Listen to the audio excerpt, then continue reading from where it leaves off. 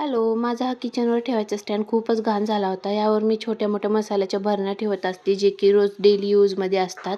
Kitchen ओट्यावरती जवळच्या जवळ मसाल्याचे डब्बे वगैरे घ्यायला सोपं जातं म्हणून मी ते गॅसच्या साईडलाच ठेवत असते.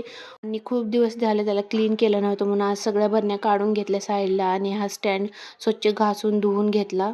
स्टँड किचन ओट्यावरती गॅसच्या साईडलाच असतो, त्यामुळे यावर तेलाच्या फोडणीवर तडका वगैरे दिल्यामुळे खूप चिकट घाण असं धूळ बसलेली होती. त्यामुळं याला मला खूप कष्ट घ्यायला लागले घासायला. त्यानंतर एकदम स्वच्छ धुवून घेऊन त्याला मी उन्हात नेऊन ठेवलं. त्यानंतर हे छोटे-छोटे मसाल्याचे डब्बेही स्वच्छ घासून घेतले, पण त्यामधला सगळा मसाला वगैरे मी त्यातच ठेवला होता, कारण की एवढा टाईम नव्हता डीप क्लीन करण्यासाठी.